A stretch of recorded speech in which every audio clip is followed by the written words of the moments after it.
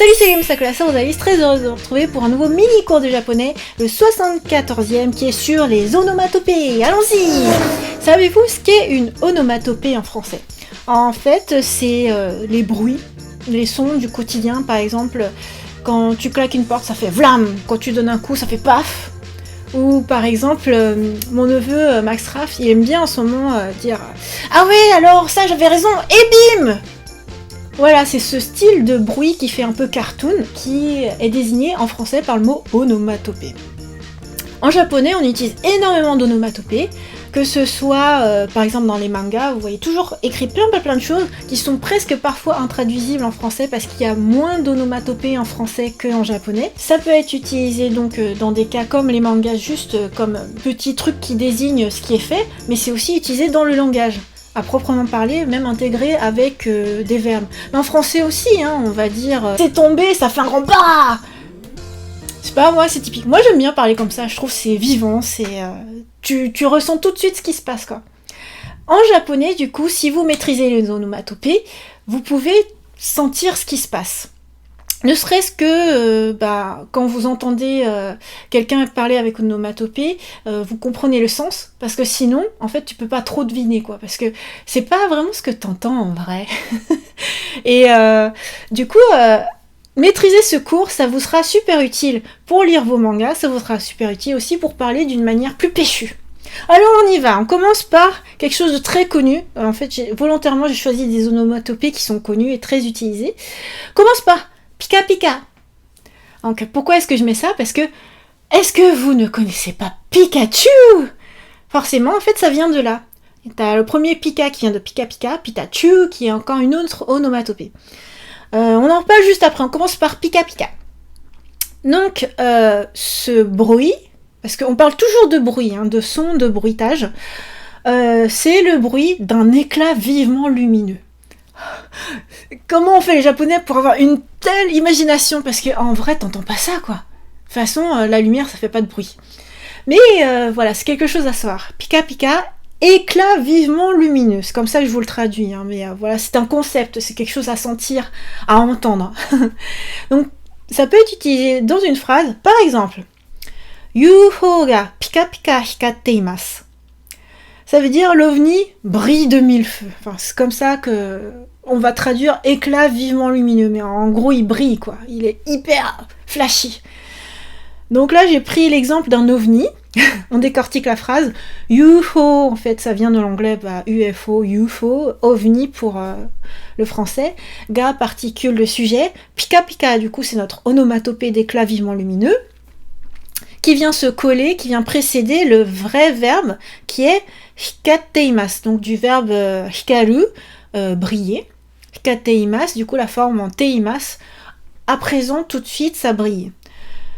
Donc UFO ga pika pika hikatteimasu, l'ovni brille de mille feux. Tu pourrais en fait dire juste l'ovni brille. UFO ga hikatteimasu. Mais là, en fait, tu sens plus d'intensité flashy quand tu rajoutes Pika Pika. Ensuite, ne pas confondre avec Kira Kira. Voilà, moi je pense forcément t'as des magical girls, c'est Kira Kira, ou alors de la bijouterie Kira Kira, ça brille et tout. Je crois en fait, je pense à ça parce qu'il doit y avoir dans Doki Doki Purikyo. Ah, ça vient juste après Doki Doki. Donc bref, Kira Kira, un sentiment attrayant. En fait, ça ressemble un peu à Pika Pika, c'est pour ça que je vous dis de pas confondre, parce que Pika Pika, c'est vraiment, c'est lumineux, alors que Kira Kira, c'est beau, tu vois. Donc, on va utiliser ça dans cet exemple suivant. Diamondo ga kira kira hikatte imasu. Donc là, volontairement, j'ai utilisé le même verbe, pour que vous voyez un petit peu la différence entre le UFO et le diamondo. Donc, qu'est-ce que ça signifie? Diamondo, c'est le diamant, donc qui provient de l'anglais diamond, et prononcé en katakana. Ga, particule de sujet. Kira kira, du coup, c'est notre onomatopée de sentiment attrayant. Hikatte imasu, c'est comme tout à l'heure, c'est ça brille en ce moment, c'est en train de briller. Ce qu'il faut sentir, et ce qui n'est pas traduit là, c'est que c'est quelque chose d'attrayant, qu'on trouve beau. On aime les diamants. Voilà, donc ça vient rajouter quelque chose en plus. Ensuite, Nico Nico. Qui ne connaît pas Nico Nico Douga? C'est l'espèce de YouTube pour otaku japonais. Nico Nico, en fait, c'est un sourire joyeux. Et pareil, par exemple, dans Love Live, t'as un personnage qui arrête pas de dire Nico Nico Ni en souriant. On peut utiliser ça dans l'exemple Presento o moratte Nico Nico shite imasu. Donc, presento. Alors, j'ai peut-être pas beaucoup marqué les O, mais vous avez remarqué qu'il y avait un O particule de complément d'objet direct. On décortique, presento, c'est un cadeau, ce qui vient de l'anglais present. O particule de complément d'objet direct. Moratte, ça vient du verbe morau, recevoir. Donc j'ai reçu un cadeau et Nico Nico shite imasu. Nico Nico, notre onomatopée de sourire joyeux. Shite imasu du verbe suru en forme teimasu. Donc maintenant à présent je souris. J'ai reçu un cadeau et je souris. Ce qu'il faut sentir, c'est je fais pas que sourire comme ça. C'est je souris, ouais. Je souris joyeusement, j'en suis content. Ensuite, je vous le disais tout à l'heure, je vous avais suggéré qu'il y aurait Doki Doki. Battement de cœur. Là, c'est vraiment ce qu'on entend, ça. Le boboum, boboum, boboum. Bah voilà, en français, ça va être boboum. En japonais, ça va être Doki, Doki. Donc, différents cas dans lesquels ça peut intervenir, dans le sens positif comme négatif. Doki Doki, t'as ton cœur qui bat, par exemple, t'as fait beaucoup de sport et puis t'es essoufflé, Doki Doki Doki. Ou alors, t'es nerveux, t'es un peu stressé par quelque chose. Ça peut être parce que t'es amoureux, par exemple, Doki Doki. T'as le cœur qui bat, quoi, en gros. Donc, ça peut être utilisé dans l'exemple suivant. Mina no mae de happyou shita toki, doki doki shimashita. On décortique. Mina, tout le monde. No, particules de possession. Enfin, c'est le possessif avec le mot qui vient après. Mae, devant. Donc, c'est devant tout le monde. Happyou shita. Donc, happyou, c'est présentation. Faire une présentation. Faire un exposé. Shita, c'est la forme passée de suru. Donc, j'ai fait un exposé. Toki, quand. Quand, blablabla. Donc là, c'est quand j'ai fait une présentation devant tout le monde. Voilà, on remonte sur le début de la phrase. Doki doki shimashita. Doki doki, donc notre onomatopée de battement de cœur. Shimashita, la forme passée de suru. Ah oui, alors je vous ai dit 2 fois forme passée de suru. En fait, dans happyoshita, c'est la forme passée neutre de suru. Et shimashita, c'est la forme passée poli de suru, mais ça veut pas dire qu'on est impoli dans la première partie de phrase, ça veut juste dire que ça a été utilisé dans une structure, en l'occurrence pour faire une proposition subordonnée. Quand j'ai fait une présentation devant tout le monde, j'étais stressée. Ou doki doki, j'étais nerveuse, quoi. J'étais angoissée. Donc j'avais le cœur qui battait. Ensuite, ne pas confondre avec waku waku. Là, c'est l'excitation d'attente. Et notamment dans Dr. Slump, Arare elle faisait souvent waku waku, waku waku, parce qu'elle était excitée d'avance.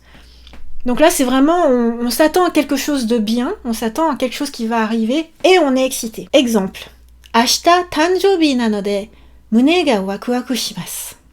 Donc intégré dans une phrase, ça signifie demain c'est mon anniversaire, alors j'ai hâte.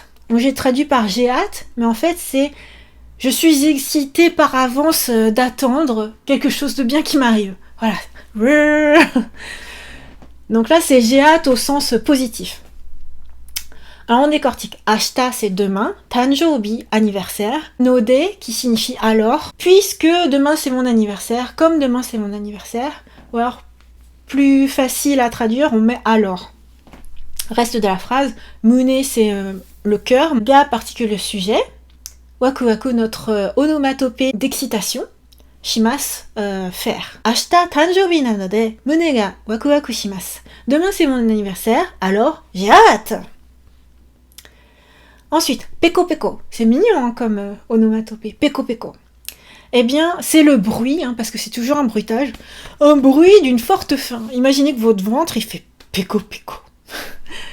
Une faim, mais vraiment hyper forte. Exemple, dans une phrase, onaka ga peko peko desu. Onaka, du coup, o, c'est particule pour rendre plus poli le mot qui suit. Naka, c'est le ventre. Ga particule le sujet, peko peko notre onomatopée de forte faim, des, c'est. Donc, moi je traduis ça par je meurs de faim. Ensuite, hotto. Il y a des onomatopées où en fait t'as un bruit qui est retenu, hot. Et ensuite il y a to. Voilà, il y en a plusieurs comme ça. Donc là je choisis de vous parler de hotto, qui signifie, enfin qui représente le bruit d'un soulagement après une inquiétude. Tu vois, tu as une situation précédemment, tu étais inquiet, ensuite ça se résout par exemple, ou ça se passe bien, ça se passe plutôt pas mal. Ah, tu es soulagé. Exemple, shujutsu ga seikou nanode hotto shimashita. Donc, on décortique la phrase. Shujutsu, c'est la chirurgie, une opération. Ga, particule sujet. Seikou, succès, réussite. Nanode, du coup, c'est comme tout à l'heure, hein, c'est pour dire c'est, alors. Hotto, notre onomatopée de soulagement après inquiétude. Shimashita, verbe faire, suru, au passé. Donc, on reprend la phrase. Shujutsu ga seikou nanode, l'opération a été un succès, alors, hotto shimashita, je suis soulagée, je suis rassurée. Donc, comme je vous disais, il y a des onomatopées où on retient et ensuite on met to. Donc, comme pour hotto, là, en fait, je vous parle de jitto. Jitto, c'est être concentré sans bouger. Par exemple, être concentré à regarder au point de ne pas scier, ne pas cligner des yeux, ne pas bouger, ne pas regarder autre chose. Voilà, je suis concentrée à fond sans bouger. Donc, dans l'exemple, Morgan wa figura o jitto mite imashita. Donc là, ça veut dire Morgan a observé fixement une figurine. Là, c'est vraiment pour décortiquer, pour vous dire, il y a un verbe et en plus il y a jitto. En fait, c'est, on pourrait traduire par Morgan fixe une figurine. Alors on décortique. Morgan, c'est Morgan. Wa, particule de thème. À propos de Morgan, donc. Figura, c'est de l'anglais figura, qui signifie figurine. En fait, on écrit figure. O, particule de complément d'objet direct. Donc l'objet en question, c'est la figura. Jitto, notre onomatopée concentrée sans bouger. Mite imashita, c'est du verbe miru, regarder. Mite, c'est la forme en te de miru, de regarder. Mite imasu, c'est en ce moment, je suis en train de regarder. Mite imashita, donc au passé, il était en train de regarder. Voilà. Donc on reprend tout. Morgan wa figura o jitto mite imashita. Morgan a regardé, donc à observer fixement, donc concentré sans bouger, une figurine. Il faut vraiment avoir l'idée qu'il est concentré, il est plongé dans son truc au point de ne pas bouger, quoi. Jitto. Ensuite, pera pera. Pera pera qui a plusieurs utilisations, mais là je vais vous parler surtout d'un sens qui vous concerne, si jamais vous suivez bien mes cours de japonais. Donc pera pera signifie, enfin, est le bruit pour la maîtrise d'une langue étrangère. En anglais, ce serait fluent. Donc, exemple. Kare wa nihongo ga pera pera desu. Kare, il, lui, wa, particule de thème, donc à propos de lui, de il. Nihongo, c'est la langue japonaise, donc Nihon, c'est Japon, go, c'est langue, donc du coup, c'est le japonais. Ga, particule de sujet. Pera pera, notre onomatopée de maîtrise de langue. Des, c'est. En traduisant bien, en adaptant en bon français, il parle couramment le japonais. Donc parler couramment, être fluent, être pera pera. Voilà, c'est tout ce que je vous souhaite, devenir pera pera en japonais. Et maintenant, c'est à vous de jouer. Version sans réponse. Je vous interroge, que signifie, ou plutôt, que désigne le bruit pika pika? Utilisé dans une phrase, que signifie UFO ga pika pika hikatte imasu? Que désigne le bruit kira kira? Que signifie Diamond ga kira kira hikatte imasu? Que désigne le bruit nico nico? Dans une phrase, プレゼントをもらってニコニコしています。Que désigne le bruit doki doki? Dans une phrase, みんなの前で発表したとき、ドキドキしました。Que désigne le bruit waku waku? Dans une phrase, 明日誕生日なので胸がワクワクします。Que désigne l'onomatopée peko peko? Actuellement c'est mon cas parce que je suis en train de tourner cette vidéo à midi. Que signifie onaka ga peko peko desu? Que signifie, enfin que désigne hotto? Dans une phrase, 手術が成功なのでほっとしました。Que désigne じっと。じっと。Dans une phrase, モルガンはフィギュアをじっと見ていました。Et enfin, tout ce que je vous souhaite, que désigne pera pera? Dans une phrase, 彼は日本語がペラペラです。Et maintenant, c'est à vous de jouer version avec réponse. Que signifie, ou plutôt, que désigne le bruit pika pika? Utilisé dans une phrase, que signifie UFO ga pika pika hikatte imasu? Que désigne le bruit kira kira? Que signifie Diamond ga kira kira hikatte imasu? Que désigne le bruit nico nico? Dans une phrase, プレゼントをもらってニコニコしています。Que désigne le bruit doki doki? Dans une phrase, みんなの前で発表したとき、ドキドキしました。Que désigne le bruit waku waku? Dans une phrase, 明日誕生日なので胸がワクワクします。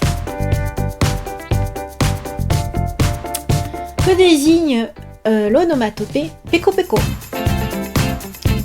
Actuellement c'est mon cas parce que je suis en train de tourner cette vidéo à midi. Que signifie onaka ga peko peko desu? Que signifie, enfin que désigne hotto? Dans une phrase, 手術が成功なのでほっとしました。Que désigne じっと。じっと。Dans une phrase, モルガンはフィギュアをじっと見ていました。Et enfin, tout ce que je vous souhaite, que désigne pera pera? Dans une phrase, 彼は日本語がペラペラです。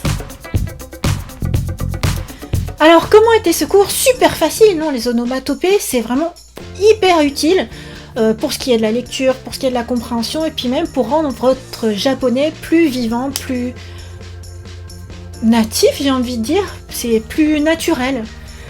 Voilà, donc n'hésitez pas à apprendre par cœur ça, c'est super facile. Vous avez constaté que souvent on répétait 2 fois de suite 2 syllabes, et puis c'est super mignon. Retenir que ça peuple vraiment le langage japonais, enfin la langue japonaise, ces onomatopées. Voilà, c'est super utile.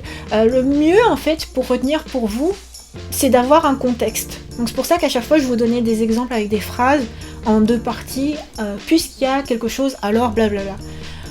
Mais le mieux en fait c'est de le voir dans les mangas. Surtout dans les mangas maintenant, dans les traductions françaises, souvent ils laissent les onomatopées écrites en japonais qui sont stylisées souvent et tout. Donc vous pouvez les voir en hiragana ou en katakana, ça désigne quelque chose. Donc vous voyez par exemple Peko Peko, t'as un personnage qui est là, Peko Peko, et souvent tu vas avoir une toute mini traduction en français. Donc ils vont mettre mort de faim ou un truc comme ça. Et avec cette image, ça vous permet de voir, de sentir et de comprendre l'onomatopée. Ça, c'est ce que je vous recommande pour absorber le plus d'onomatopées possible dans des cas différents. Parce qu'il y en a vraiment beaucoup.